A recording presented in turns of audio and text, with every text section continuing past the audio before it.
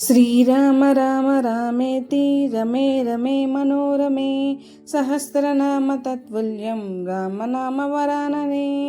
అందరికీ ముందుగా శ్రీరామనవమి శుభాకాంక్షలు.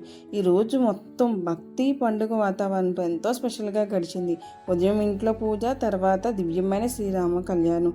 ఇంకా ఈరోజు చిన్నపిల్లల రామలక్ష్మణ డ్యాన్స్ ఉంటుందండి, చాలా బాగుంటుంది. ఇది మాత్రం మిస్ అవ్వకుండా ఎండింగ్ వరకు వీడియోని చూడండి. మన శ్రీరామనవమి డే ఎలా గడిచిందో చూద్దాం. Welcome to Hartha diaries. ఉదయం లేచిన వెంటనే ఇంట్లో చాలా భక్తి శ్రద్ధతో శ్రీరామనవమి పూజ చేసుకున్నాం. స్వామివారికి ప్రత్యేకంగా పానకం వడపప్పు ప్రసాదం పెట్టాం. అసలు మా చిన్నోడైతే పానకం దగ్గర కూర్చొని ఇది ఎప్పుడు ఇస్తారు అన్నట్టుగా చూస్తూ ఉన్నాడు. బెల్లం వాసన వచ్చిందంటే చాలు అక్కడి నుంచి కదలడు. పూజ అయ్యాక ముందుగా ఇంట్లోనే ప్రసాదం పంచుకొని తర్వాత మా దగ్గరలో జరిగే శ్రీరాముల కళ్యాణం చూడడానికి రెడీ అయ్యాం. మేము బయటకు వచ్చేసరికి చుట్టూ ఆల్రెడీ పండగ వాతావరణం స్టార్ట్ అయింది. అందరూ ట్రెడిషనల్గా రెడీ, పిల్లల ఫుల్ ఎగ్జైట్మెంట్లో. మా దగ్గర మొత్తం ఒక డివోషనల్ ఫెస్టివల్ ఫీల్. అది ఏదో సామెత ఉంటుంది కదా, ఇంట్లో కోరకుండా పక్కింటోళ్ళు కోర వచ్చింది. ఇంట్లో ఆవు ఉండగా మా వాళ్ళకి బయట ఆవులను చూస్తే ఎందుకు ఎగ్జైట్మెంట్ ఫీల్ అవుతూ ఉంటుంది. ఎగ్జైట్మెంట్తో లోపలికి వెళ్ళేసరికి ప్లేసెస్ కూడా లేవు, అంతమంది భక్తులు వచ్చారు. ముందుగా సోమవారం దర్శనం చేసుకుందామని పైన టెంపుల్ ఉంటే ఆ టెంపుల్కి వెళ్ళామండి. ఆ టెంపుల్ అట్మాస్ఫియర్ అయితే నిజంగా చాలా ప్రశాంతంగా, చాలా పవిత్రంగా అనిపించింది. కొన్ని ప్లేసెస్లో క్రౌడ్ ఉన్నా కూడా స్వామివారిని చూసిన వెంటనే మనసు ఫుల్గా కామ్ అయిపోతుంది కదా, అలాగే అనిపించింది. స్వామివారిని దర్శనం చేసుకొని మళ్ళీ కిందకి వచ్చేసరికి బాజా భజంత్రాలతో అదే టైంలో జీలకర్ర బెల్లం పెట్టడం పవిత్రమైన క్షణం స్టార్ట్ అయింది. నిజం చెప్పాలంటే ఈ జీలకర్ర బెల్లం సీన్లో ఒక మ్యాగ్నెటిక్ స్టోరీ కూడా ఉంటుంది. ఎందుకంటే అదే క్షణం నుంచి ఇద్దరు జీవితాలు ఒకటవుతాయి. ఒకరినొకరు తోడుగా, ఒకరినొకరు బలంగా, ఒకరినొకరు జీవితాంతం మారే అందమైన అనుభవం అదే కదా. అందుకే ఈ మూమెంట్ చూస్తే ఎన్నిసార్లు చూసినా మనసుకు చాలా ఆనందంగా, చాలా భక్తిగా అనిపిస్తుంది.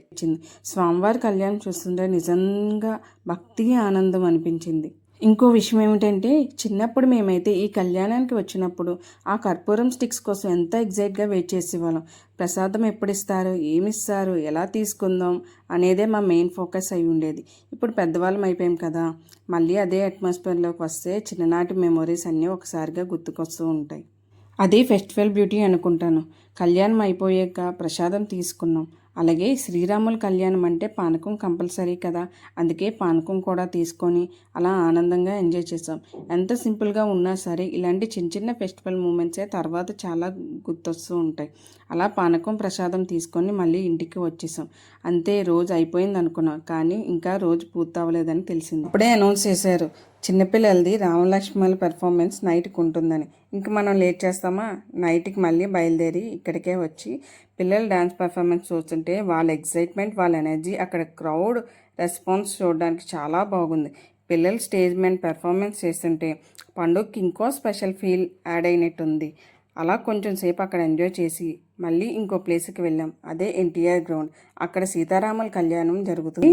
అంటే నిజంగా ఈ రోజు మొత్తం ఒక చోట పూజ, ఒక చోట కళ్యాణం, ఒక చోట పిల్లల కార్యక్రమాలు, అలా ఫుల్ డే అంతా భక్తి, ఆనందం, ఫ్యామిలీ మెమోరీస్తో నిండిపోయింది. ఈ రోజు మొత్తం చాలా సింపుల్గా స్టార్ట్ అయినా చాలా బ్యూటిఫుల్గా ఎండ్ అయ్యింది. ఇంకా నెక్స్ట్ చాగంటి కోటేశ్వరరావు గారు మన అనకాపల్లికి వస్తున్నారు కదా, ఆ వీడియో కూడా చాలా స్పెషల్గా ఉంటుంది. అది మిస్ అవ్వకుండా చూడాలంటే మన ఛానల్ సబ్స్క్రైబ్ చేసుకోవడం మాత్రం మర్చిపోకండి. లైక్ చేయండి, కామెంట్ చేయండి. మీరు కూడా ఈరోజు ఎలా సెలబ్రేట్ చేశారో కామెంట్లో చెప్పండి. జై శ్రీరామ్, జై సీతారాం.